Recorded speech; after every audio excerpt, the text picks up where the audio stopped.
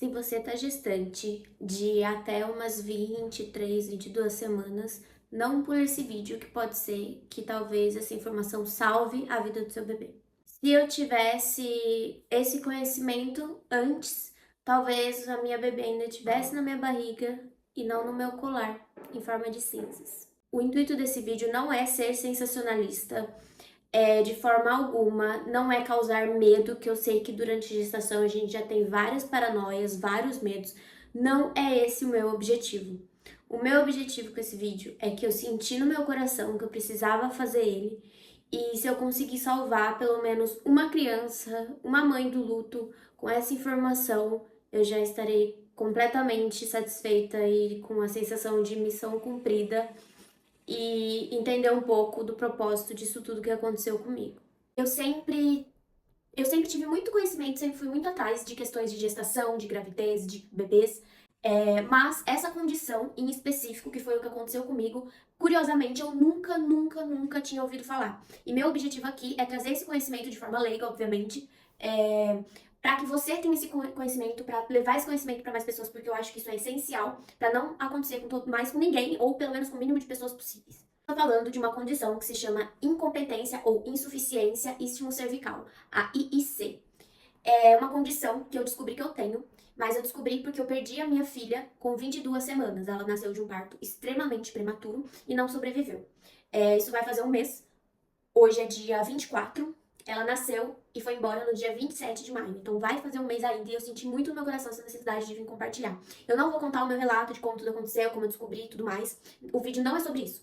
O vídeo é sobre, se eu soubesse dessa condição que eu tenho antes, no começo da gestação, nada disso tinha acontecido, eu não teria perdido a minha bebê. E é por isso que eu quero compartilhar essa informação com o máximo de mulheres, com o máximo de mães possível, para que vocês, caso tenham essa condição, descubram antecipadamente e consiga realizar o procedimento que precisa ser feito para salvar a vida do seu bebê. Bom, então assim, de uma forma bem leiga, para todo mundo entender também, uma forma que eu consigo passar nesse conhecimento, eu vou falar um pouquinho o que é a insuficiência cervical, né? O que é a IC? A IC, gente, ela é uma condição que faz com que, durante a gestação apenas, depois que seu bebê começa a ganhar um certo peso, o seu colo não aguenta mais o peso do bebê. E ele começa ou a abrir, ou seja, dilatar, ou a ficar mais fino, né? E daí, consequentemente, ir abrindo. No meu caso, foram as duas coisas. Ele ficou fino e dilatou. Eu tive dilatação de até ali no, né?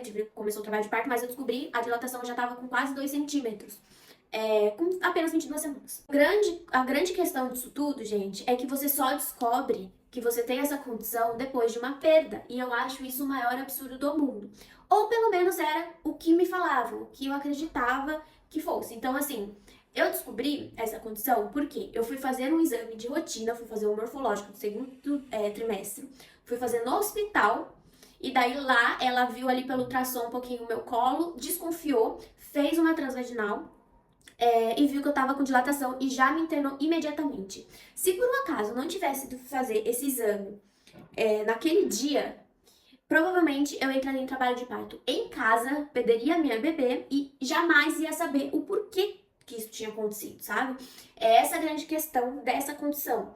Provavelmente eu teria uma nova gestação, perderia novamente, ou seja, só daí ia ser diagnosticado, ou seja, com uma ou mais perdas. E eu acho isso um tremendo absurdo, porque só quem perdeu um bebê sabe a dor que é isso. E é esse meu propósito, é por isso que eu tô aqui compartilhando essa informação com você. Não é pra você ficar nervosa, não é pra nada. É só pra você acompanhar de pertinho, conversar com o seu médico, com o seu obstetra, pra ir acompanhando, principalmente chegando aí nas 19 semanas por aí.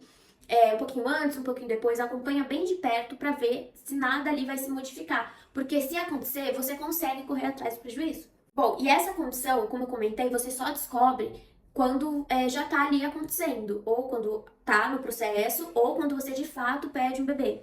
Durante toda a sua vida não tem como detectar, porque no seu colo não tá tendo nenhum peso ali nele, e então ele tá ali normalzão. A não ser, claro, que você tenha feito algum procedimento no colo antes, procedimento ginecológico e tudo mais, mas isso é um caso à parte, né? Não é sobre você ter essa condição, que é o meu caso e da maioria das mulheres que tem essa condição.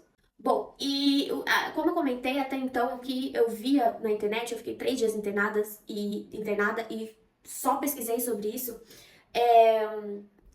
pelo que 99% dos locais falam, é que você que não tem como diagnosticar, você só descobre ali quando tem o peso do bebê no colo, então é só quando já tá rolando ali o negócio, quando já tá acontecendo.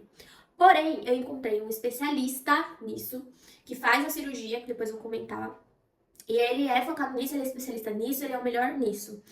E nele eu descobri que existe sim exames que podem, pelo menos, fazer com que acenda ali um sinal de alerta que você pode ter essa condição.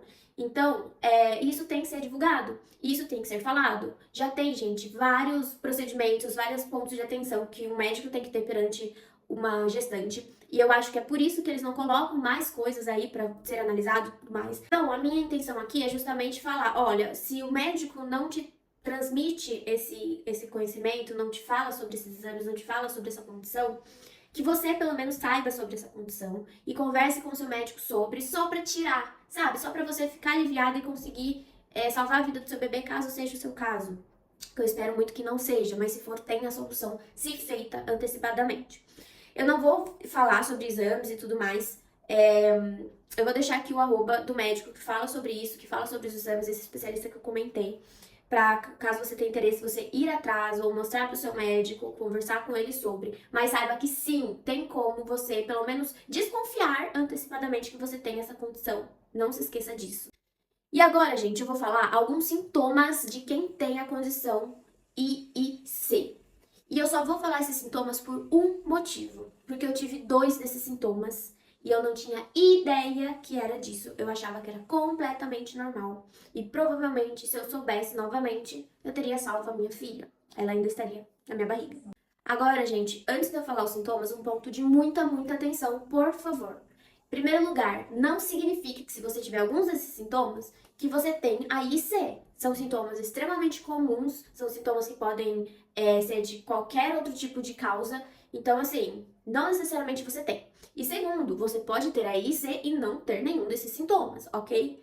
É só realmente como ponto de alarde e eu só vou falar de fato porque eu tive 2. Se eu não tivesse tido, nem ia comentar sobre eles, tá?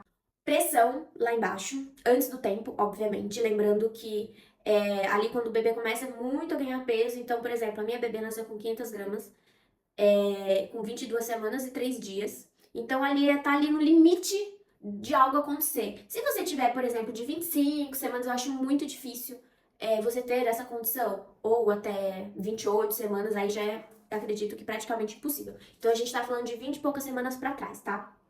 Então, pressão lá embaixo, secreção lá embaixo em excesso, esse foi um sintoma que eu tive. Muito, gente, desde o dia que eu descobri que eu tava grávida, descobri muito cedo, descobri com 1 semana, eu tinha muita secreção, era uma água assim, muita. Só que sempre me foi dito que era extremamente normal e assim levei. Depois do 3º mês, isso passou assim um pouco, não saía mais tanto, continuava saindo, mas não saía mais tanto. Até que quando eu entrei na 20ª semana, voltou. E daí eu acredito que já era isso, né? Já era a IC. Porque, gente, era uma secreção assim que eu precisaria trocar calcinha 3 vezes por dia. Em casa eu não usava calcinha. Justamente por conta de quão molhado ficava. Mas eu tinha na minha cabeça, é normal, é coisa de gestante, é normal. E assim eu seguia. E na verdade era porque a minha bolsa tava começando a ficar protusa. Ou seja, tava começando ali a descer e querer dilatar meu colo. Então, todo o muco que tem ali na bolsa tava descendo. Tanto é que no dia que tudo aconteceu, no dia que eu fui no hospital fazer o exame, e a gente descobriu que eu tava com quase 2 centímetros de dilatação, eu tomei banho. Na hora que eu fui tomar banho, eu vi que a minha calcinha tava muito molhada. Muito, muito, muito, muito, muito mesmo. Eu até falei, putz, tá mais molhada do que nunca. Então aí era um super sinal de alerta. Sangramento. Gente, sangramento acho que é uma das coisas que mais acontecem durante a gestação, que mais tem causas durante a gestação. Eu não tive nesse período. Eu tive 2 sangramentos nas primeiras semanas de gestação e que, enfim, não ocorreu mais nada.